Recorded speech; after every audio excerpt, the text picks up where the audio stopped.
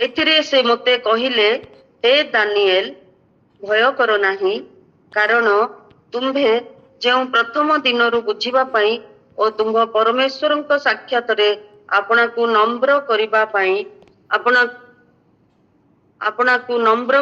ପାଇଁ ଆପଣା ମନୋନିବେଶ କର, ସେଇ ଦିନ ଠାରୁ ତୁମ୍ଭର ବାକ୍ୟ ଶୁଣାଗଲା, ଆଉ ତୁମ୍ଭର ବାକ୍ୟ ସକାଶୁ ଆମ୍ଭେ ଆସିଅଛୁ। ମାତ୍ର ପାରସ୍ୟ ରାଜ୍ୟର ଅଧିପତି 21 ଦିନ ପର୍ଯ୍ୟନ୍ତ ଆମ୍ଭର ପ୍ରତିବାଧା କଲା। ମାତ୍ର ଦେଖ, ପ୍ରଧାନ ଅଧିପତି ମାନଙ୍କର ମଧ୍ୟରୁ ମିଖାଏଲ ନାମରେ ଜଣେ ଆମ୍ଭର ସାହାଯ୍ୟ କରିବାକୁ ଆସିଲେ, ଆଉ ଆମ୍ଭେ ସେହି ସ୍ଥାନରେ ପାରସ୍ୟ ରାଜଗଣର ସଙ୍ଗରେ ରହିଲୁ। ପ୍ରଭୁ ଏ ପଠିତ ବାକ୍ୟ ଦେଇ ଆମ ପ୍ରତ୍ୟେକଙ୍କୁ ଆଶୀର୍ବାଦ କରନ୍ତୁ। ସୁନ୍ଦର ଭାବରେ ଏଠି ବାକ୍ୟରେ ଲେଖାଯାଇଛି ଆଉ ଦାନିଏଲଙ୍କର ବିଷୟରେ। ଆଉ ଏଠାରେ ମୁଁ କହିବାକୁ ଚାହେଁ ଯେ ଆତ୍ମିକ ଜଗତର ସଂଘର୍ଷ ବିଷୟରେ। ଆତ୍ମିକ ଜଗତର କଣ? ଆତ୍ମିକ ଜଗତର ସଂଘର୍ଷ ସମୟରେ ବାଇବଲରେ ଦାନିଏଲଙ୍କ ବିଷୟରେ ଅନେକ ଗଭୀର ଶିକ୍ଷା ଆମେ ଶୁଣିଛୁ, ଆଉ ଅନେକ ଭାଇ ଭଉଣୀ ମାନେ ମଧ୍ୟ କହିଯାଇଛନ୍ତି। ଆଉ ଦାନିଏଲଙ୍କର ପ୍ରାର୍ଥନା ଜୀବନ କିପରି ସେ ଜଗତରେ ଥିବା ବେଳେ ଦାନିଏଲ କିପରି ସେ ପ୍ରାର୍ଥନାରେ ସଂଘର୍ଷ କରୁଥିଲେ। ଦାନିଏଲଙ୍କର ପ୍ରାର୍ଥନା ଏବଂ ଦୂତମାନଙ୍କର ଯୁଦ୍ଧ ନିଶ୍ଚିତ ଭାବରେ ଆମକୁ ଦେଖାଯାଇଥିଲା ଯେ ଦୃଶ୍ୟମାନ ଜଗତର ପଛରେ ଗୋଟିଏ ଆତ୍ମିକ ସଂଘର୍ଷ ଚାଲିଥିଲା। ସେଠି ଲେଖାଯାଇଛି ଯେ ଏଥିରେ ସେ ମୋତେ କହିଲେ, ହେ ଦାନିଏଲ, ଭୟ କର ନାହିଁ। ଆଉ ପ୍ରକୃତରେ ଦାନିଏଲ ସେ ପ୍ରଭୁଙ୍କର ସନ୍ତାନ ହୋଇଥିବାରୁ ସେ କୌଣସି ବିଷୟକୁ ସେ ଭୟ କରୁନଥିଲେ। ଆମେ ଦାନିଏଲ 10 ତାର 12ରୁ 13 ପଦ ପର୍ଯ୍ୟନ୍ତ ମୁଁ ବର୍ତ୍ତମାନ ପଢିଲି। ଆଉ ଥରେ ମୁଁ ପଢିବାକୁ ଚାହେଁ। ଏଥିରେ ସେ ମୋତେ କହିଲେ, ହେ ଦାନିଏଲ, ଭୟ କର ନାହିଁ, କାରଣ ତୁମ୍ଭେ ଯେଉଁ ପ୍ରଥମ ଦିନରୁ ବୁଝିବା ପାଇଁ ତୁମ୍ଭର ପରମେଶ୍ୱରଙ୍କର ସାକ୍ଷାତରେ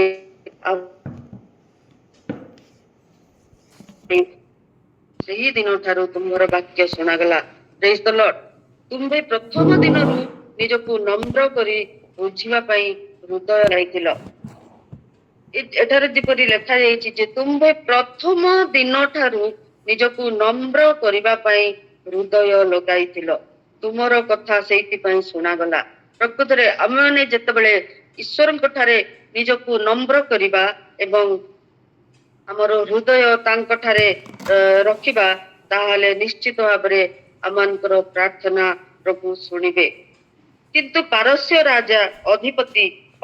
ରାଜ୍ୟ ଅଧିପତି ସେଦିନ 21 ଦିନ ପର୍ଯ୍ୟନ୍ତ ସେଠାରେ ଲେଖାଯାଇଥିଲା ଯେ ବାଧା ଦେଇଥିଲେ। ତା ପାଇଁ ଜଣେ ଦୂତ ବା ମିଖାଏଲ ଆସି ମୋତେ ସାହାଯ୍ୟ କରିଥିଲେ। ଆମେ ଯେତେବେଳେ ପ୍ରାର୍ଥନା କରୁ, ପ୍ରଭୁଙ୍କ ପାଖରେ ଆମେ ଯେତେବେଳେ ନମ୍ର ହୋଇ ନିବେଦନ କରୁ, ପ୍ରଭୁ ଆମମାନଙ୍କର ପ୍ରାର୍ଥନା ନିଶ୍ଚିତ ଭାବରେ ଶୁଣିବେ। ଦାନିଏଲ ମଧ୍ୟ ସେଇଦିନ ପ୍ରାର୍ଥନା କରିଥିଲେ। ମୋର ପ୍ରିୟ ଭାଇ ଭଉଣୀଗଣ, ମୁଁ କହିବାକୁ ଚାହେଁ ଈଶ୍ୱର ସତରେ ଉତ୍ତର ପଠାଇଥିଲେ ସେଇଦିନ। କିନ୍ତୁ ଆତ୍ମିକ ଜଗତରେ ଯେ ଯୁଦ୍ଧ ହେଉଥିଲା ତାହା ଆମମାନଙ୍କୁ ଜାଣିବାକୁ ପଡିବ। ଆମେ ମଧ୍ୟ ଯେତେବେଳେ ପ୍ରାର୍ଥନା କରିବା, ନିଶ୍ଚିତ ଭାବରେ ଆମମାନଙ୍କର ମନରେ ଆତ୍ମାରେ ନିଶ୍ଚୟ ସଂଘର୍ଷ ଆସିଥାଏ। ଏହି ସଂଘର୍ଷ କଣ? ବାଇବଲ ମଧ୍ୟ କହେ ଯେ ଆମର ଯୁଦ୍ଧ କେବେ ମଣିଷ ସହିତ ହେବ ନାହିଁ, କିନ୍ତୁ ଆତ୍ମିକ ଶକ୍ତି ମାନଙ୍କର ସହିତ ହେବାକୁ ଯାଉଛି।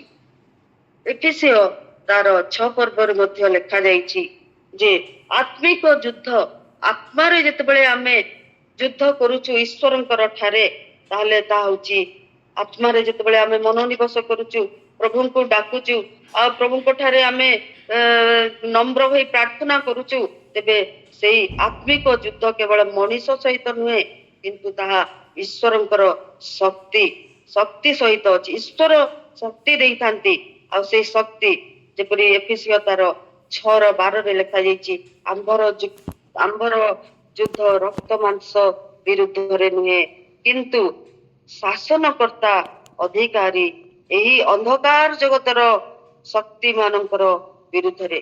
এই জগତର ଅନ୍ଧକାର ଜଗତର ଶକ୍ତି ପାପାତ୍ମା ଯେତେବେଳେ ଆସେ ଶୈତାନ ଯେତେବେଳେ ଆସେ ଅନ୍ଧକାର ସମୟରେ ଜଗତ ଅନ୍ଧକାରରେ ଭର୍ତ୍ତି ଆଉ ଯେତେବେଳେ ଆମେ ପ୍ରଭୁଙ୍କୁ ଜାଣିନଥିଲୁ ଆଉ ସତ୍ୟକୁ ଜାଣିନଥିଲୁ ଅନ୍ଧକାରରେ ବୁଡି ରହିଥିଲୁ ସେଇ ଅନ୍ଧକାରର ସନ୍ତାନ ହେଇଥିଲୁ ସେଇ ସମୟରେ ଆମ ମଣିଷ ମାନଙ୍କ ସହିତ ଯୁଦ୍ଧ ଲାଗିଥିଲା କିନ୍ତୁ ଯେତେବେଳେ ଆମେ ପ୍ରଭୁଙ୍କୁ ପାଇଲୁ ତାହେଲେ ପ୍ରଭୁ ଆମମାନଙ୍କର ସହିତ ଦୂତମାନଙ୍କୁ ସେ ପଠାନ୍ତି ଏବଂ ତାଙ୍କର ସହିତ ଆମେ ଆତ୍ମାରେ ଆମେ ପ୍ରାର୍ଥନା କରିବା ଯେତେବେଳେ ତାହେଲେ ଆମେ ନମ୍ର ହବାକୁ ପଡିବ ଏବଂ ନମ୍ର ହେଇକି ପ୍ରଭୁ ନମ୍ର ହେଲେ ପ୍ରଭୁ ଆମମାନଙ୍କୁ ଶକ୍ତି ପ୍ରଦାନ କରିବେ ପ୍ରେରିତ ପାଉଲ ମଧ୍ୟ କହିଛନ୍ତି ଆଉ ଶିକ୍ଷା ଦେଇଛନ୍ତି ଆମମାନଙ୍କର ପ୍ରେରିତ ପାଉଲ ମଧ୍ୟ ଆମକୁ ଅନେକ ଶିକ୍ଷା ଦେଇଛନ୍ତି ବାଇବଲରେ ଦିଆଯାଇଛି ଯେ ଖ୍ରୀଷ୍ଟିଆନ ଜୀବନ ଗୋଟିଏ ଆତ୍ମିକ ଯୁଦ୍ଧ ଅଟେ ଖ୍ରୀଷ୍ଟିଆନ ଜୀବନ ଆତ୍ମିକ ଯୁଦ୍ଧ ଅଟେ ଯେତେବେଳେ ଖ୍ରୀଷ୍ଟିଆନ ଲୋକଙ୍କୁ ପରୀକ୍ଷା ଆସେ ତାଡନା ଆସେ କ୍ଲେଶ ଆସେ ଆଉ ସେତେବେଳେ ଯେତେବେଳେ ଆମେ ପ୍ରଭୁଙ୍କ ନିକଟରେ ନିଜକୁ ସମର୍ପଣ କରିବା ଏବଂ ପ୍ରଭୁଙ୍କ ନିକଟରେ ଯେତେବେଳେ ଆମେ ନିଜକୁ ଦେଇଦେବା ତାହେଲେ ଆମେ ଆତ୍ମାରେ ଆମେ ପ୍ରାର୍ଥନା କରିବା ଆମ ମନ ଭିତରେ ଗୋଟିଏ ବିଷୟ ଆସିବ ଏବଂ ମନ ଭିତରେ ଯୋଉ ଦ୍ୱନ୍ଦ୍ୱ ଆସୁଥିବ ପ୍ରଭୁଙ୍କ ସହିତ ଆମେ ସେତେବେଳେ ଲାଗି ରହିଥିବା ଆଉ ପ୍ରଭୁଙ୍କ ପାଇଁ ଆମେ ଯେତେବେଳେ ବଢିବା କିମ୍ବା ପ୍ରାର୍ଥନା କରିବା ତାହେଲେ ପ୍ରକୃତରେ ଆମମାନଙ୍କର ଜୀବନକୁ ଉତ୍ତମ ଶିକ୍ଷା ମିଳିବ ଏବଂ ଆମେ ଯୋଉ ଶିକ୍ଷା ପାଉ ଯେ ଦେଖିଥିଲୁ ଯେ ସେଠାରେ ଦାନିଏଲଙ୍କ ଜୀବନରେ 21 ଦିନ ପର୍ଯ୍ୟନ୍ତ ସେ ଉପବାସ କରିଥିଲେ ଆଉ ପ୍ରାର୍ଥନା କରିଥିଲେ ନିଜକୁ ନମ୍ର କରିଥିଲେ ନମ୍ରତାର ହେତୁ ସେଇଦିନ ଉତ୍ତର ବିଳମ୍ବ ହେଇଥିଲେ ମଧ୍ୟ ଈଶ୍ୱରଙ୍କର ବାକ୍ୟ ସେ ଶୁଣିଥିଲେ ଈଶ୍ୱରଙ୍କର କାର୍ଯ୍ୟ ସେଇଦିନ ହେଇଥିଲା ଆଉ କିନ୍ତୁ ଲେଟ୍ ହେଇଥିଲେ ମଧ୍ୟ ଯେତେବେଳେ ଆମେ ପ୍ରାର୍ଥନା କରୁ ଆମ ମନ ଭିତରେ ଯେତେବେଳେ ଶୈତାନକୁ ଆମେ ବାଧା ଦେବା ପାଇଁ ଶୈତାନ ଯେପରି ଚାଲିଯିବ ଆମମାନଙ୍କର ହୃଦୟ ଠାରୁ ଆମ ମନରୁ ଆଉ ଯେତେବେଳେ ପ୍ରାର୍ଥନା କରିବା ପ୍ରଭୁ ନିଶ୍ଚିତ ଭାବରେ ଶୀଘ୍ର ଉତ୍ତର ନଦେଲେ ମଧ୍ୟ ବିଳମ୍ବ ହେଇଥିବ କିନ୍ତୁ ଈଶ୍ୱର କାମ କରିଥାନ୍ତି ପ୍ରାର୍ଥନାରେ ଯେତେବେଳେ ଆମେ ଲାଗି ରହିଥାଉ ସବୁବେଳେ ଦେଖିଛୁ ଆମେ ବାକ୍ୟରେ ପଢିଛୁ ଦାନିଏଲ ପ୍ରାର୍ଥନା କଦାପି ସେ ଛାଡି ନଥିଲେ ଆମେ 2 ଦିନ ପର୍ଯ୍ୟନ୍ତ ଯଦି ପ୍ରାର୍ଥନା କରିବା ଜଣକ ପାଇଁ ଗୋଟେ ଶତ୍ରୁ କିମ୍ବା ଆମ ସାଙ୍ଗରେ ଯିଏ ଲାଗିଥିବ ତାଙ୍କ ପାଖରେ ଯଦି ଆମେ ତାଙ୍କ ନିମନ୍ତେ ଯଦି ଆମେ ପ୍ରାର୍ଥନା କରିବା ତାହେଲେ 2 ଦିନ ଲାଗି ରହିକିରି ପ୍ରାର୍ଥନା କରିବା ପ୍ରଭୁ ଏଇ ଶତ୍ରୁକୁ ତୁମେ ନିପାତ କର ଏଇ ଶତ୍ରୁ ଠାରୁ ତୁମେ ମତେ ଦୂର କର ତେବେ ନିଶ୍ଚିତ ଭାବରେ 2 ଦିନ ପରେ ଯଦି ଆମର ପ୍ରାର୍ଥନା ଶୁଣା ଯାଇ ନାହିଁ ତେବେ କଣ ହବ ନା ଆମ ମନ ଅସ୍ତବ୍ୟସ୍ତ ହେଇଯିବ କିନ୍ତୁ ଆଉ ଗୋଟେ ନିୟମ ଭାବରେ ଯଦି ଆମେ ନିୟମ ଅନୁସାରେ ଯଦି ଲାଗି ରହିକିରି ପ୍ରାର୍ଥନା କରିବା ସେଟା ହଉଛି ଗୋଟେ ଆତ୍ମିକ ଯୁଦ୍ଧର ଅଦୃଶ୍ୟ ଶକ୍ତି ଅଟେ ସେଇ ଶକ୍ତି ଆମକୁ ନିୟନ୍ତ୍ରଣ କରିବ ଲେଟ୍ ହେଲେ ମଧ୍ୟ ନିଶ୍ଚିତ ଭାବରେ ପ୍ରଭୁ ଯୀଶୁ ଆମମାନଙ୍କର ପ୍ରାର୍ଥନା ଶୁଣିବେ ଆମେ ସବୁବେଳେ ଦେଖିବାକୁ ପାରୁଛେ କିନ୍ତୁ ଈଶ୍ୱର ଦୂତମାନଙ୍କ ଦ୍ୱାରା ଆମ ପାଇଁ କାର୍ଯ୍ୟ କରିଥାନ୍ତି ହାଲେଲୁୟା ପ୍ରଭୁଙ୍କର ନାମ ଧନ୍ୟବାଦ ହଉ ଯେ ଈଶ୍ୱର ଦୂତମାନଙ୍କୁ ପଠାଇ ଆମ ସହିତ ସଂଘର୍ଷ କରିଥାନ୍ତି ଆଉ ନମ୍ରତାର ସହିତ ଯଦି ଆମେ ପ୍ରାର୍ଥନା କରିବା ପବିତ୍ରତା ଆମକୁ ଆବଶ୍ୟକ ଯଦି ଆମ ହୃଦୟରେ ପବିତ୍ର ନାହିଁ ଆମ ଜୀବନରେ ପବିତ୍ର ନାହିଁ ତାହେଲେ ସେଇ ପବିତ୍ରତା ବିନୁ ନମ୍ରତା ବିନୁ ଆମେ କେବେ ମଧ୍ୟ ଈଶ୍ୱରଙ୍କ ଠାରୁ ଆମେ ସେଇ ବାକ୍ୟ ଶୁଣି ପାରିବା ନାହିଁ ଈଶ୍ୱରଙ୍କର ରବ ଆମେ ଶୁଣି ପାରିବା ନାହିଁ ଈଶ୍ୱରଙ୍କ ଠାରୁ ଆମେ ଦୂରେଇ ଯିବା ଯଦି ଆମମାନଙ୍କର ପାଖରେ ନମ୍ର ନାହିଁ ଆମମାନଙ୍କର ନିଜ ହୃଦୟକୁ ଆମେ ନମ୍ର କରିବା ତାହେଲେ ଦାନିଏଲ ଯେପରି ନିଜକୁ ନମ୍ର କରିଥିଲେ ଆଉ ପ୍ରଭୁ ନମ୍ର ଏବଂ ବିଶ୍ୱାସୀ ମାନଙ୍କର ପ୍ରାର୍ଥନା ସେ ଶୁଣନ୍ତି ଜୟ ନିଶ୍ଚିତ ଆସିବ ମିଖାଏଲ ଏବେ ମୁଁ ପଢିଥିଲି ବାକ୍ୟରେ 13 ପଦଟି ମାତ୍ର ପାରସ୍ୟ ରାଜ୍ୟର ଅଧିପତି 21 ଦିନ ପର୍ଯ୍ୟନ୍ତ ଆମ୍ଭର ପ୍ରତିବାଧା କରିଥିଲା ମାତ୍ର ଦେଖ ପ୍ରଧାନ ଅଧିପତି ମାନଙ୍କ ମଧ୍ୟରୁ ମିଖାଏଲ ନାମରେ ଜଣେ ଆମ୍ଭର ବାକ୍ୟ କହିବାକୁ ଆସିଲେ ଆଉ ଆମ୍ଭେ ସେଇ ସ୍ଥାନରେ ପାରସ୍ୟର ରାଜଗଣ ସଙ୍ଗରେ ରହିଲୁ ସେଇଦିନ ପ୍ରଭୁ ପାରସ୍ୟର ରାଜଗଣ ସଙ୍ଗରେ ରହିଥିଲେ ଯେତେବେଳେ ନମ୍ରତା ଆସିଯିବ, ପବିତ୍ର ଆସିବ। ପବିତ୍ରତା ନିହାତି ଜରୁରୀ ଆବଶ୍ୟକ ଅଟେ। ପବିତ୍ରତା ନହେଲେ ଆମେ କିଛି କରିପାରିବା ନାହିଁ। ସେଥିପାଇଁ ପ୍ରଭୁ ଆମମାନଙ୍କୁ କହିଛନ୍ତି ବାକ୍ୟରେ, ପବିତ୍ରତା ବିନୁ କେହି ଈଶ୍ୱରଙ୍କର ଦର୍ଶନ ଦେଖିପାରିବ ନାହିଁ, ଦର୍ଶନ ପାଇପାରିବ ନାହିଁ। ପ୍ରଭୁ ନମ୍ର ବିଶ୍ୱାସୀ ମାନଙ୍କର ପ୍ରାର୍ଥନା ଶୁଣନ୍ତି। ସେ ଯଦି ନମ୍ର ହବା, ବିଶ୍ୱାସୀ ମାନେ ଏବଂ ଆମେ ନିଜକୁ ନମ୍ର କରିବା ଏବଂ ଈଶ୍ୱରଙ୍କ ଠାରେ ଆମେ ମାଗିବା, ନିଶ୍ଚିତ ଭାବରେ ଜୟ ଆସିବ। ମିଖାଏଲଙ୍କ ସାହାଯ୍ୟରେ ଦୂତ ସେଇଦିନ ବିଜୟୀ ହେଇଥିଲେ। ଏହା ଦେଖିବାକୁ ପାଉ ଯେ ଶେଷରେ ଈଶ୍ୱରଙ୍କର ଜୟ ହେଇଯାଏ। ଦାନିଏଲଙ୍କ ପରି ପ୍ରାର୍ଥନାରେ ଲାଗି ରହିବା, ଯେତେବେଳେ ସ୍ୱର୍ଗରେ ଆମ ପାଇଁ କାମ ହେବ। ବିଳମ୍ବ ହେଲେ ମଧ୍ୟ ନିଶ୍ଚିତ ଭାବରେ ପ୍ରଭୁ ଯୀଶୁ ନୀରବ ରହିବେ ନାହିଁ। ଆତ୍ମିକ ସଂଘର୍ଷର ପ୍ରାର୍ଥନା, ବିଶ୍ୱାସ ଏବଂ ଈଶ୍ୱରଙ୍କ ମଧ୍ୟରେ ଯେତେବେଳେ ଆମେ ଲାଗି ରହିବା ଏବଂ ସଂଘର୍ଷ କରିବା, ତାହେଲେ ଆତ୍ମିକ ସଂଘର୍ଷରେ ପ୍ରାର୍ଥନା ଏବଂ ବିଶ୍ୱାସ ଏବଂ ବାକ୍ୟ ଆମର ଶକ୍ତି ଅଟେ। ଦାନିଏଲଙ୍କ ଜୀବନରେ ମଧ୍ୟ ତାହା ଆମକୁ ଶିଖେଇ ଦିଏ ଯେ ପ୍ରାର୍ଥନା କେବେ ଆମମାନଙ୍କର ବ୍ୟର୍ଥ ହେବ ନାହିଁ। ଯେତେବେଳେ ଆମର ଦୁଃଖ କଷ୍ଟ ଆସିଥିବ, ଯେତେବେଳେ ଆମେ ଦୁଃଖ ଅନୁଭବ କରୁଥିବା, ଆମ ବିରୁଦ୍ଧରେ କିଏ କଣ କହୁଥିବେ, ଆମକୁ ନିଶ୍ଚିତ ଭାବରେ ଲଜ୍ଜା ଲାଗିବ। ସେଇ ସମୟରେ ଆମେ କିଛି କହିପାରିବାନି, କିନ୍ତୁ ଯଦି ଆସି ଆମେ ପ୍ରଭୁ ଯୀଶୁଙ୍କ ନାଁରେ ପ୍ରାର୍ଥନା କରିବା, ପ୍ରଭୁ ଯୀଶୁଙ୍କୁ ଆମେ ସବୁ କିଛି ଆମେ ହୃଦୟ ସହିତ ଆମେ ଜଣାଇଦବା, ତାପରେ ପ୍ରଭୁ ଆମମାନଙ୍କର ପ୍ରାର୍ଥନା ଶୁଣିବେ ଆଉ ଆମମାନଙ୍କୁ ଆଶୀର୍ବାଦ କରିବେ। ପ୍ରାର୍ଥନା ଗୋଟିଏ ଶକ୍ତି ଅଟେ। ଦାନିଏଲଙ୍କର ଜୀବନରେ ଆମକୁ ଏହି ପ୍ରାର୍ଥନା ଶିଖେଇଥିଲା ଯେ ପ୍ରାର୍ଥନା କେବେ ମଧ୍ୟ ବ୍ୟର୍ଥ ହେବ ନାହିଁ, କେବେ ମଧ୍ୟ ପ୍ରାର୍ଥନା ବ୍ୟର୍ଥ ହେବ ନାହିଁ। ଆତ୍ମିକ ଜଗତର ସତ୍ୟ ଈଶ୍ୱର ଅଛନ୍ତି, ସେ ଶିଖାନ୍ତି ଆମମାନଙ୍କୁ ଧୈର୍ଯ୍ୟ ଧରିବା ପାଇଁ, ବିଶ୍ୱାସରେ ଲାଗି ରହିବା ପାଇଁ, ଉପବାସ ଏବଂ ପ୍ରାର୍ଥନା କରିବା ପାଇଁ। ଉପବାସ ପ୍ରାର୍ଥନାରେ ଶକ୍ତି ଅଛି। ଆମେ ଆଉ ଦେଖୁଛୁ ପ୍ରତି ସପ୍ତାହରେ ଆମମାନଙ୍କର ଏଇ अर्ली मॉर्निंग प्रेयर रे शुक्रवार दिन फास्टिंग प्रेयर हुए। ଆଉ ପ୍ରାର୍ଥନାରେ ଯେତେ ଜଣ ବିଶ୍ୱାସୀ ମାନେ ପ୍ରାର୍ଥନା କରିଥାନ୍ତି, ଚେନ୍ ପ୍ରାର୍ଥନା ମଧ୍ୟ ହେଇଥାଏ। ଆଉ ଅନେକଙ୍କର କାର୍ଯ୍ୟ ଯାହା କିଛି ସେମାନେ ପ୍ରାର୍ଥନାରେ ମାଗିଥାନ୍ତି, ପ୍ରଭୁ ନିଶ୍ଚିତ ଭାବରେ ଶୁଣିଛନ୍ତି ଏବଂ ଶୁଣିବେ ମଧ୍ୟ। ଉପବାସ ଏବଂ ପ୍ରାର୍ଥନାରେ ଯଦି ଆମେ ଲାଗି ରହିବା, ପ୍ରାର୍ଥନାରେ ଶକ୍ତି ଅଛି। ପ୍ରଭୁ ଉପବାସ ଏବଂ ପ୍ରାର୍ଥନା ଯଦି କରିବାକୁ କହିଛନ୍ତି, ତାହେଲେ ଆମେ ଉପବାସ ଏବଂ ପ୍ରାର୍ଥନା କରିବା। ଖାଦ୍ୟ କେବଳ ଛାଡ଼ିଦେବା ତା ନୁହେଁ। ଏ ଖାଦ୍ୟ ଆମ ଆତ୍ମାକୁ ଈଶ୍ୱରଙ୍କ ପାଖରେ ନମ୍ର କରିନଥାଏ, କିନ୍ତୁ ପ୍ରାର୍ଥନା ଯେତେବେଳେ କରିବା, ନିଶ୍ଚିତ ଭାବରେ ଆମେ ଶକ୍ତି ପାଇବା ଏବଂ ପ୍ରଭୁ ଆମମାନଙ୍କୁ ନମ୍ର କରିବେ। ଅନେକ ଯେତେ ଆତ୍ମାର ବନ୍ଧନ ଥିବ, ଶୈତାନର ବନ୍ଧନ ଥିବ, ଉପବାସ ଏବଂ ପ୍ରାର୍ଥନା ଦ୍ୱାରା ସେ ସବୁ ଭାଙ୍ଗିଯିବ। ହାଲେଲୁୟା। ଦ୍ୱିତୀୟରେ କହିବାକୁ ଚାହେଁ, ନମ୍ରତା ହେଉଛି ଆତ୍ମିକ ଶକ୍ତି ଦେଇଥାଏ। ଏବଂ ଦୂତ କହିଥିଲେ ଯେ ସେଇଦିନ ଦୂତ କହିଥିଲେ, ତୁମେ ନିଜକୁ ନମ୍ର କର। ଈଶ୍ୱର ଗର୍ବୀ ଏବଂ ବିରୋଧୀ ଲୋକମାନଙ୍କୁ ବିରୋଧ କରନ୍ତି, ନମ୍ର ମାନଙ୍କୁ ସେ କୃପା କରନ୍ତି।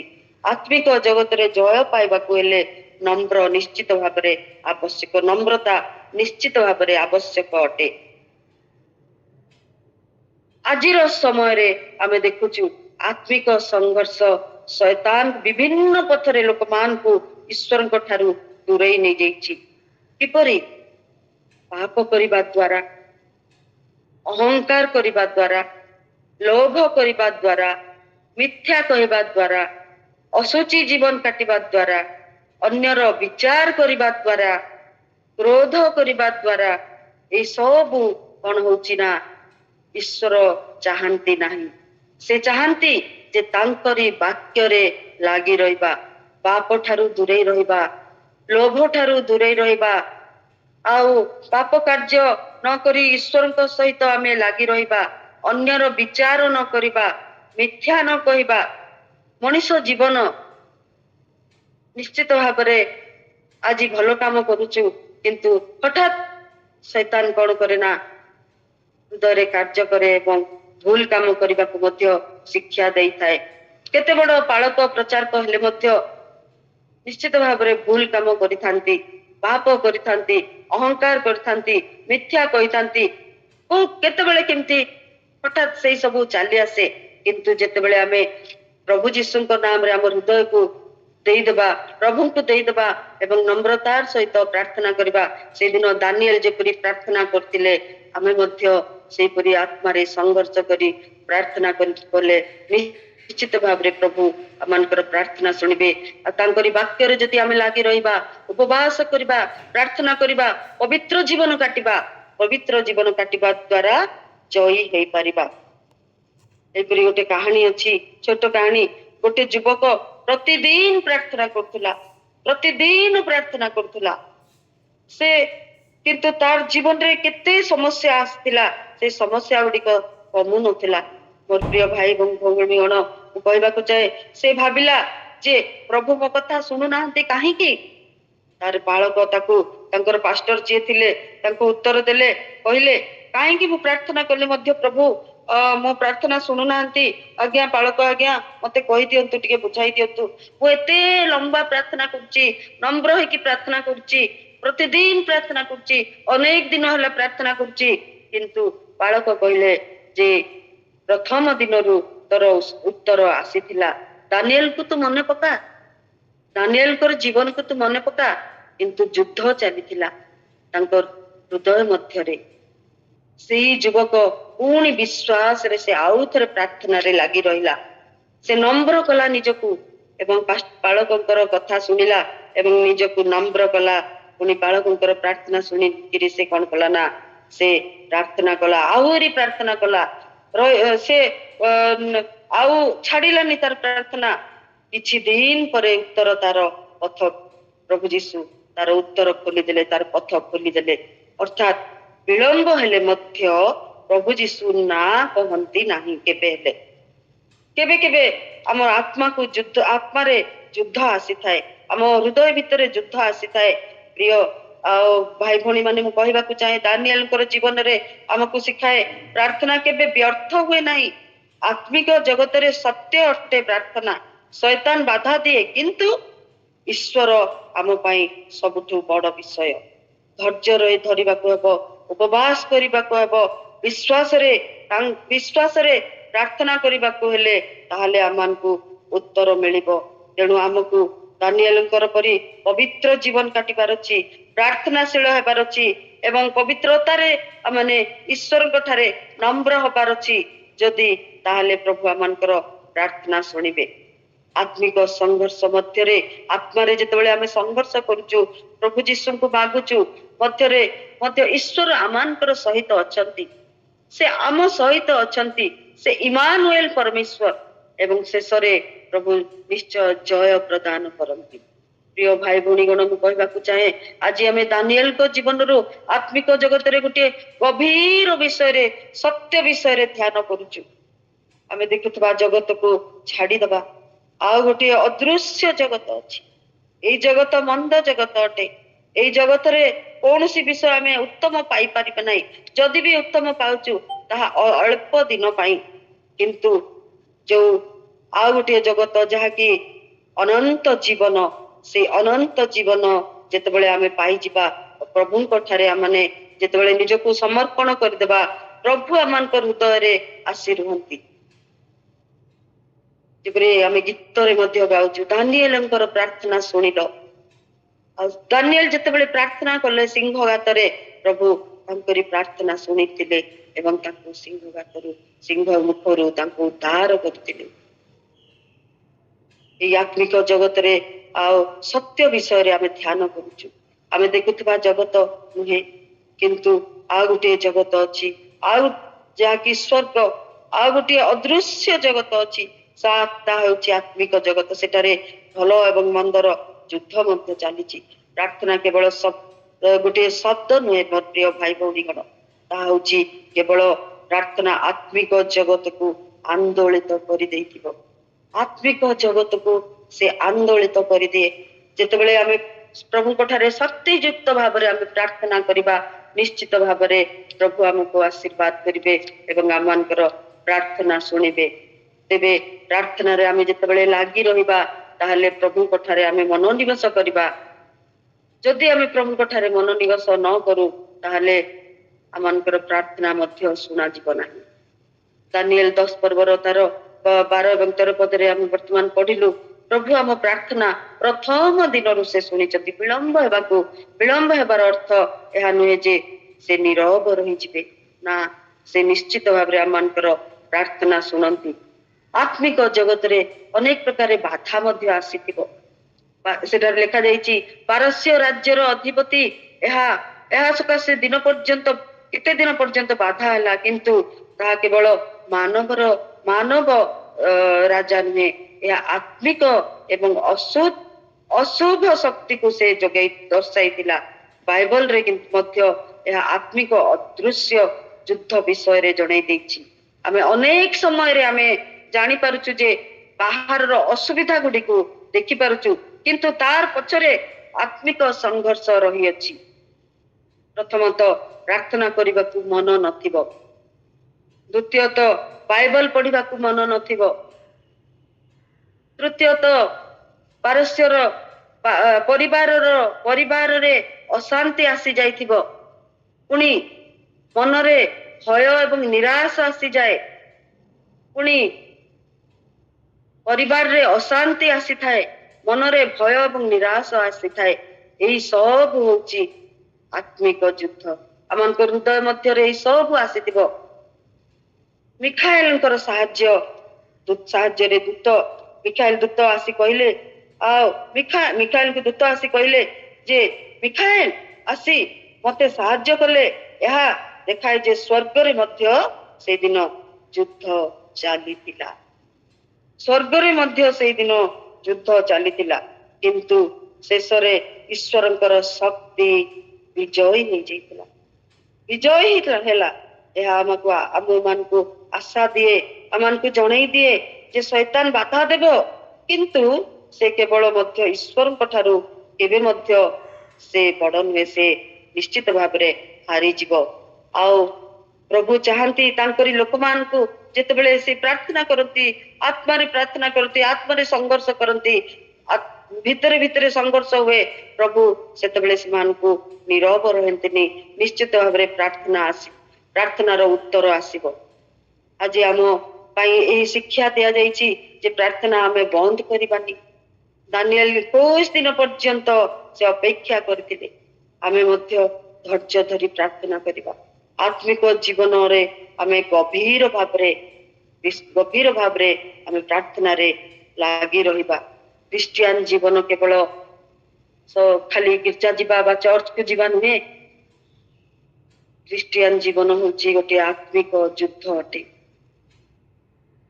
ଈଶ୍ୱର ଆମ ପକ୍ଷରେ ଅଛନ୍ତି, ଆମ ପାଖରେ ଅଛନ୍ତି, ସେ ଆମର ସାହାଯ୍ୟ କରନ୍ତି, ସେ ଦୂତମାନଙ୍କ ଦ୍ୱାରା ସାହାଯ୍ୟ କରନ୍ତି। ଦାନିଏଲ ଏକାକୀ ନଥିଲେ, ଦାନିଏଲଙ୍କ ସାଙ୍ଗରେ ଈଶ୍ୱର ଏବଂ ଦୂତମାନେ ତାଙ୍କ ପାଇଁ କାମ କରୁଥିଲେ। ହାଲେଲୁୟା। ଆଜି ମଧ୍ୟ ପ୍ରଭୁ ଆମ ପାଇଁ କାର୍ଯ୍ୟ କରିବେ। ଆମେ ଯେତେବେଳେ ନମ୍ର ହବା ଏବଂ ପ୍ରାର୍ଥନାରେ ଲାଗି ରହିବା, ନିଶ୍ଚିତ ଭାବରେ ପ୍ରଭୁ ଆମ ପାଇଁ କାର୍ଯ୍ୟ କରିବେ। ଏବଂ ଦୂତମାନେ ମଧ୍ୟ, ମୁଁ ଗୋଟେ ବିଷୟ କହିବାକୁ ଚାହେଁ।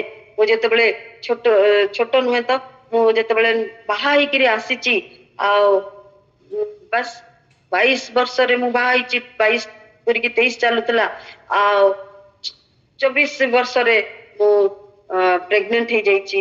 ଆଉ ସୁମିତ ସେତେବେଳେ ପେଟରେ ଅଛି। ଆଉ ମୋ ସ୍ୱାମୀ ଯାଇଥିଲେ ଗୋଟେ ଜାଗାକୁ, ଗଡତି ବୋଲିକିରି ଗୋଟିଏ ଗାଁ। ଆମମାନଙ୍କର ରାହୁଳ ଭାଇ ଅଛନ୍ତି, ସେମାନେ ଜାଣିଥିବେ, ବିଜୁ ଭଉଣୀ ଅଛନ୍ତି, ଆଉ ସେମାନେ ମଧ୍ୟ ଜାଣିପାରୁଥିବେ। ଆଉ ମୋର ସାକ୍ଷ୍ୟ ଯେ ମୁଁ ସେତେବେଳେ ପ୍ରେଗନେଣ୍ଟ ହେଇଥିଲି, ସେତେବେଳେ ମୋ ସ୍ୱାମୀ ମତେ ଛାଡିକିରି ଗୋଟେ ଗାଁକୁ ଯାଇଥିଲେ। ବହୁତ ଘାଟି ଏରିଆ ସେତେବେଳେ, 89 ର କଥା ମୁଁ କହୁଛି। ଘଟତି ଗାଁକୁ ସେତେବେଳେ ଘାଟି ଉପରେ ପୁରା ଦେଓମାଳି ଘାଟି ଚଢିବା ପାଇଁ ରାସ୍ତାଘାଟ କିଛି ନଥିଲା। ଏକଦମ ଘାସ ଯାକ ଥିଲା। ଘାସ ଯାକ ଏପଟ ସେପଟ କରିକିରି ସେମାନେ ରୋଡ ତିଆରି କରିକିରି ଚାଲିବା ଭଳିଆ ଚାଲିକିରି ଯାଇଛନ୍ତି, କିନ୍ତୁ ମୁଁ ଯାଇପାରିବିନି ବୋଲି ମତେ ନେଇ ନଥିଲେ। ସେତେବେଳେ ମୁଁ ରାତିରେ ସ୍ୱପ୍ନ ତ ନୁହେଁ, ମୁଁ ପୁରା ସ୍ପଷ୍ଟ ଦେଖିପାରୁଛି ଯେ गोटे दूत मुझे माथालपुट्रे थी दामंजड़ी आउ गोटे घर भड़ा रोलु आम से देखुची जे गोटे दूत ए घर से घर को पहरा दौरान पूरा धला ड्रेस पिंधिक डेणा देखुची मुझे कही पारुनी से मु उठिकी खाली अनेकरी आ कि कही पारलिनी प्रार्थना कली प्रभु धन्यवाद बोलिकी खाली कहूची बोली कही किंतु आउ किछि मध्य तांको कही पारलिनी ए घर से लंबा घर थिला से लंबा घर भितरे आमे गिरजा करूथलु ए रूम रु से रूम को ए रूम रु से रूम को एपरी जीवा सेवा करूथिले आ मु परे जानि पारली जे आ जेतेबेले मोर मु उठिली एवं तापरे संगे संगे सोई पड़िली मो स्वामी आसीबारो मु तांको कहिली एमती एमती गोटे दूत को देखिली आ से मते कहले तुमे जदी उठिकरी तांको किछि मागी थांत ताहले से निश्चित भाबरे तांको दान करिथांते आ मु नीरव रहली मु तो किछि कहि पारिनी मु कोन कहिबी आ किंतु दूत गोटे देखिली सेतेबेले मोर 7 मास चलीथिला आ प्रेग्नेंसी थिली प्रभु तांकरी संतान मान को से दूत मान को द्वारा साहाय्य करथांती जेपरी गोटे चासी प्रतिदिन बगीचा रे से चाष करे एवं से प्रतिदिन चाष कला परे पानी दबो फल करिवो आ बीज पकेइबो किछि दिन परे केते दिन गला परे जेकरी कोन हो किछि दिन गला पर्यंत गछ होबनी भितर कार्य माटी भितर से बीज काम करूथबो किंतु माटी तले बीज काम करूथबा पर्यंत हमको धैर्य धरी रहिबाको हबो आज बीज बुणी देइछु आ काली की गछटी हेबो नै परे से बीज किछि दिन परे अंकुरित हबो सेही परि मध्य आमानकर प्रार्थना आवश्यक से दिन जेपरि दानिएल प्रार्थना करथिले 21 दिन पर्यंत हमको मध्य से प्रकार समय नबा उचित संगे संगे हमको उत्तर न आसिले मध्य प्रभु निश्चित भाबरे से केते दिन मध्य लागि थिबो सेही भितरे प्रभु कार्य करिवे आ फल देबाकू जिवे संगे संगे फल आमे पाई परिबा नाही आत्मिक जगत रे ईश्वर काम करुथिबे दानिएल 10 पर्वरे अमान को शिक्षा जाइछि प्रार्थना गोटे शक्तिशाली आत्मिक जगत सत्य अटे शैतान बाधा दब किंतु ईश्वर तांकर दूतमान को पठांती से दिन मु जो थिली एकाकी गृह रे राति रे आ दूतमान को देखिथिली प्रभु दूतमान को द्वारा मोर मते एवं गर्भस्थ शिशु को से रक्षा करथिले सुरक्षा दैथिले मु जानि पारि नथिली ओरे जानिली जे दूत बोली संगे संगे तापरे धैर्य धरिबा को हबो विश्वास रे विजयी जीवन काटिबा को हबो दानिएल को परि प्रार्थनाशील हेबा को हबो नम्र हेबा को हबो एवं प्रार्थना करू करू अमान को प्रभु आशीर्वाद करिवे स्वर्ग केबे भी नीरव रहिबो नाही ईश्वर आम पाई काम करंती प्रार्थना रे बांधिबा आमे शैतान रो शक्ति को बांधिबा शैतान रो शक्ति को आमे खोली मध्य पारिबा शैतान रो शक्ति को बांधी करी यीशुंकर शक्ति को आमे खोली पारिबा माथ्यू तार 18 पद रे जेपरि लिखा जाइछि मु तुम मान को सत्य कहूअछि तुम माने जगत रे जहा किछि करियछ सत्य कहियछ पृथ्वी रे सत्य काम करूछ पृथ्वी रे तुमे जहा जहा बांधिबो तुमको स्वर्ग रे ताहा बंधा जीव किंतु पृथ्वी रे जहा तुमे प्रभुଙ୍କ ପାଇଁ କାର୍ଯ୍ୟ करथिबो बा खोलिथिबो पृथ्वी रे जहा जहा खोला जीव स्वर्ग रे मध्य ताहा खोली जीव अंधकार रो शक्ति पापात्मार शक्ति शैतान रो बंधन सब किछि छिंडी जीव एवं स्वर्ग रे ताहा आमे जदि उत्तम काम करथिबा ताहा खोला जीव प्रिय भाई एवं भौणी मान को कहबा को चाहे प्रभु चाहंती जे प्रार्थना केवल गोटे से प्रकार गोटे खाली कहबा भलिया शक्ति नुहे प्रार्थना होची गोटे शब्द नुहे किंतु ताहा शक्ति अटे जेतेबेले ईश्वर संतान विश्वासी माने प्रार्थना कर संतान माने प्रार्थना करते स्वर्ग रे काम करे प्रभु स्वर्ग रे कार्य करथांती आरंभ करथांती जीसु कहले आमे पृथ्वी रे जा बांधिबा स्वर्ग रे ताहा बंधा जीव जा खोलिबा स्वर्ग रे ताहा खोला जीव एहार अर्थ कोन ईश्वर तांकर लोकमान को आत्मिक अधिकार देइछंती जेउथिरे कि से माने प्रार्थना कले से अशुभ विषय गुड़िक सब किछि चाली जीव सब किछि बांधी जीव सब किछि छिंडी जीव आमे प्रार्थना जदि करिबा शक्ति युक्त भाव रे प्रभु आमान को आशीर्वाद करिवे आमे निज पई प्रार्थना करिबा ताहले आमे सुस्थ मध्य होबा अन्य पई प्रार्थना कले मध्य प्रभु शक्ति देबे एवं सुस्थ मध्य करिवे हालेलुया प्रभु को नाम रो धन्यवाद हो जे शैतान रो शक्ति को विरोध करिबा को हेबो आ भय करिबा को हेबनी निराश हेबा को हेबनी मिथ्या कहिबा को हेबनी अशांति को यीशु को नाम रे आमे अटकेई देई परिबा प्रार्थना करिबा द्वारा जेतेबेले निराश मन रे आसे आमने विश्वास रे प्रार्थना करिबा प्रार्थना करू करू ए विषय माने सब दूर करि परिबा ताहा जो खराब खराब कार्य थाए जो अशांति थाए किंबा अशुभ कार्य गुड़िक थाए ताको आमे प्रार्थना द्वारा बांधी पकेबा खोलिबार अर्थ होउची ईश्वरंकर आशीर्वाद पाई द्वार खोलिबा द्वितीय शांति एवं आरोग्य आमान को मिलिबो मोक्ष एवं कृपा को स्वीकार करिबा तृतीय स्वर्गीय साहाय्य पाई आमे आमानकर स्वर्गीय साहाय्य प्रभु जदि साहाय्य करंती स्वर्ग रे द्वार खोली जिवो जेतेबेले आमे कहिबा प्रभु मो परिवार रे अशांति अछि तुमे मते शांति दियो निश्चित भाव रे आमान को शांति आसी जिवो आ शांति केवल गोटे दिन भितर आसीबनी धीरे धीरे धीरे धीरे निश्चित भाव रे हमको प्रभु शांति देबे अशांति जीवन सब चली जीव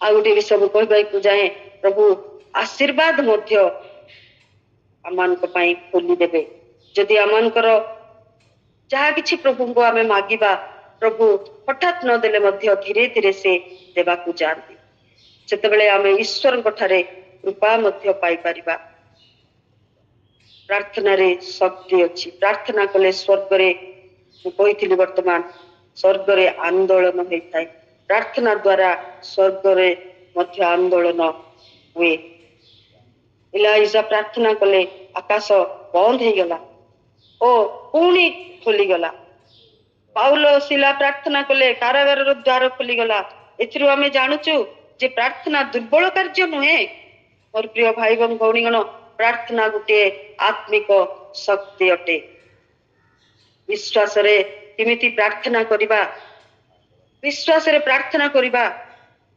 आपण माने विश्वास रे प्रार्थना करंतु संदेह रे करंतुनी यीशु को नाम रे भय को बांधंतु पवित्र जीवन रखंतु पवित्र जीवन काटंतु पाप रे रहिले आत्मिक जीवन केबे मध्य मिलिबो नाही पवित्रता प्रार्थना को शक्तिशाली करि दिए पवित्रता प्रार्थना को शक्तिशाली कर दिए यीशु को नाम रे जदि हमें प्रार्थना करबा ताहले हमर शक्ति निश्चित भाव रे प्रभु हम यीशु को नाम रे शक्ति अछि हमको शक्ति मिलिबो गोटे परिवार रे समस्त अशांति रे थिले प्रतिदिन झगड़ा करुथिले गोटे दिन समस्त मिसी प्रार्थना कले गोटे दिन कले ता नुहे अनेक दिन करुथिले धीरे धीरे धीरे धीरे प्रभु कहले प्रभु यीशु आम से माने प्रभु को कहते प्रभु आम घर समस्त अशांति दूर कर दियो समस्त को तुम्हें हमको शांति दियो सबू अशांति को तुम्हें बांधी दियो प्रभु तुम्हें शांति खोली दियो आ से माने अनेक दिन प्रार्थना कले गोटे दिन करना किंतु अनेक दिन कले धीरे धीरे धीरे धीरे प्रार्थना करू करू सेमानकर गृहरे शांति आसीगला कारण प्रार्थना रे शक्ति अच्छी प्रभु शिखैचंती जे अशुभ कार्य गुड़िक बांधिबा पाई आशीर्वाद को खोलिबा पाई निश्चित भाव रे अशुभ कार्य सबु बांधिबा को पड़िबो मोर प्रिय भाई भौणी माने मु कहबा को चाहे शेष रे विश्वास रे प्रार्थना करबा जय हे परिबा आसंतु विश्वास रे प्रार्थना करबा जोठारे प्रार्थना अछि सेठारे ईश्वरंकर कार्य निश्चित हबो प्रभु आम समस्त को आशीर्वाद करंतु आमनकर जीवन रे प्रार्थना करबा एवं हृदय भितरे आमे जेपरि शैतान को आमे बांधिबा एवं प्रभु जीशु नाम रे शैतान रो समस्त कार्य को आमे खोली दबा जेपरी आमे स्वर्ग रे जहाँ किछि प्रभु जीशु को मागिबा स्वर्ग रे ताहा खोला जीवो आमे जदि उत्तम कार्य करिबा ताहले आमन को प्रभु शक्ति देबे बल देबे एवं आत्मिक भाव रे आमन को प्रार्थना रो संघर्ष विषय रे आमे सुनिलु और प्रार्थना द्वारा किपरि शैतान जेपरी पराजित हेबो एवं प्रार्थना कले आमनकर पाप अयोग्यता सब दूर होई जीवो प्रार्थना कले आमनकर परिवार रे शांति आसीबो प्रार्थना कले आमनकर अशांति सब दूर होई जीवो एई सब आमने दानिएल को जीवन रो आमे जानिचु दानिएल अनेक दिन धरि प्रार्थना करथिले और प्रभु तांकर प्रार्थना सुनी उत्तर देथिले और दानिएल को रक्षा करथिले सिंहवा प्रभु जीशु को नाम रे धन्यवाद हो और ए छोट वाक्य रे प्रभु हम समस्त को आशीर्वाद करते छोट चिंता रे हम समस्त जेपरी प्रभु निकटवर्ती ही परिबा प्रार्थना जीवन काटी परिबा प्रभु हम समस्त को आशीर्वाद करते।